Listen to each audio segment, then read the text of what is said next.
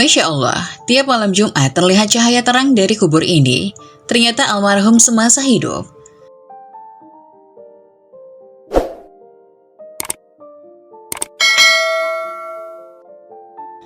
Kalau bukan karena kelelawar yang menyeruak masuk dalam rumahnya, Hanifah nampaknya tak akan menyadari kalau malam telah larut. Pandangan pun mengikuti arah kelelawar itu terbang, hingga berhentilah ke arah jam dinding yang menunjukkan pukul 11 malam. Setengah terkejut ia segera matikan televisinya dan bergegas menutup pintu rumah. Namun baru saja ia hendak menutupnya, matanya mendadak terbelalak begitu mendapati sebuah cahaya terang yang muncul dari balik semak-semak. Ada orang meninggal lagi ya? Kok terang amat? Pikirnya dalam hati, sembari menatap lamat hamparan pemakaman yang membentang tak jauh dari rumahnya itu. Karena rasa penasaran yang membebat hatinya, ia pun mencoba mendekati sumber cahaya itu. Meski dengan diiringi rasa takut, namun agaknya perasaan takut itu kalah oleh rasa penasaran yang menyelimuti hatinya. Setelah beberapa saat berjalan, ia heran karena tak ada satupun orang yang ditemuinya di sana. Meski langkah semakin bergetar, namun dia tetap bertahan karena rasa penasarannya yang semakin menjulang. Dan tatkala posisinya telah dekat, Hanifah nyaris tak percaya dengan apa yang telah dilihatnya itu.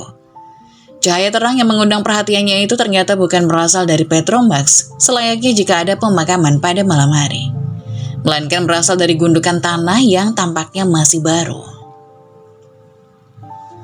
Makam baru itu bukan lain merupakan milik Pak Maulana yang baru dikebumikan jenazahnya tadi siang. Dengan langkah tergopoh ia menghamburkan diri dari tempat itu menuju rumahnya. Dibangunkannya sang suami yang telah terlelap sejak pukul 9 itu. Mendengar penuturan Hanifah, semula sang suami itu tak percaya, namun ia tak bisa mengingkarinya lagi tatkala mata kepalanya menyaksikannya sendiri secara langsung. Malam itu adalah malam Jumat. Mereka tak habis pikir mengapa kuburan Pak Maulana begitu terang. Bagaimanakah kehidupan Pak Maulana semasa hayatnya hingga ia mendapatkan nikmat kubur yang sedemikian itu? Agaknya ribuan tanya terasa bergelayut dalam benak suami istri itu. Keesokan harinya, mereka tetap bungkam, tidak menceritakan kejadian tersebut kepada siapapun karena khawatir jika tidak ada yang mau percaya. Seminggu telah berlalu, malam Jumat tiba kembali. Lagi-lagi mereka menyaksikan peristiwa serupa di makam Pak Maulana. Mereka pun tidak lagi sanggup menahan hasrat untuk menceritakan apa yang mereka saksikan tersebut kepada warga sekitar. Tak pelak masyarakat desa Sukamaju Tanggamus pun gempar. Orang-orang ramai membicarakan lelaku dan akhlak Pak Maulana semasa hayat hingga sampailah kabar tersebut ke telinga Kiai desa setempat. Kiai Safar namanya. Baginya, peristiwa tersebut tidaklah mengherankan jikalau melihat kepribadian Pak Maulana yang dikenal ahli ibadah. Sederhana dan baik kepada semua orang itu. Apa yang terjadi pada Pak Maulana merupakan sebagian kecil dari tanda kasih sayang Allah kepada hambanya yang selalu melaksanakan sholat dengan cara berjamaah dan berbuat baik kepada orang. Lebih dari itu, sungguh Allah masih memiliki rahasia lain, kata Kiai Safar. Kiai Safar pun menuturkan hari-hari Pak Maulana. Menurutnya ketika masih hidup, Pak Maulana menafkahi keluarganya dari hasil kerja sebagai buruh tani. Ia juga gemar membantu orang lain jika memerlukan pertolongan. Di samping itu, Pak Maulana merupakan pribadi yang senantiasa menjaga 5 waktunya untuk berjamaah di masjid, terkecuali jikalau ada halangan tertentu. Menjelang akhir hayatnya, terpaksa profesi buruh tani dan buruh kuli ia tinggalkan karena penyakit hepatitis yang membelenggu raganya. Dengan berat hati ia limpahkan tanggung jawab itu kepada sang istri, namun dalam hal beribadah ia tak mau menyerah. Meski harus berjalan tertatih dengan bertumpu pada sebatang kayu, ia pun masih rutin berjamaah di masjid.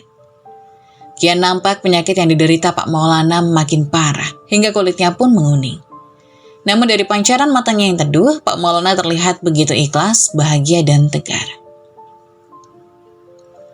Waktu terus berjalan, penyakit itu kian bersarang dalam tubuh Pak Maulana. Ia putuskan sesekali menginap di masjid agar tetap bisa berjamaah. Namun keinginan itu ditolak oleh anggota keluarganya.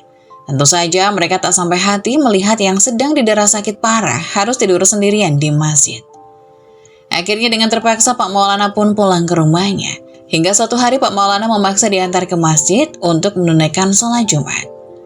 Sesampainya di sana ia langsung menempati saf paling depan, tepatnya di belakang kanan posisi imam. Saf tersebut memang tak pernah sempat ditempati oleh orang lain karena Pak Maulana selalu datang paling awal dan menempatinya terlebih dahulu. Selesai khatib menyampaikan khutbah kedua, sang muazin bergegas mengumandangkan iqomah. Terlihat semua jamaah mengangkat badan untuk berdiri, terkecuali Pak Maulana yang masih belum juga bangkit. Mengira dirinya tertidur, jemaah yang berada di sampingnya pun mencolek bahunya untuk membangunkan. Namun Pak Maulana tak juga bergerak, hingga akhirnya jemaah itu pun menarik bahunya lebih kuat. Bukannya terbangun, tubuh Pak Maulana malah terjengkang dan oleng ke belakang. Seketika salah satu jemaah menariknya pun berteriak hingga mengagetkan jemaah yang lain. Masya Allah Pak Maulana, sang imam pun turut memeriksa kondisi fisik Pak Maulana. Dirabanya bagian denyut nadi Pak Maulana hingga degup jantung di dadanya. Raut wajah sang imam pun lantas berubah. Dari bibirnya terucap, Innalillahi wa inna ilaihi rajiun. Pak Maulana telah meninggalkan kita semua.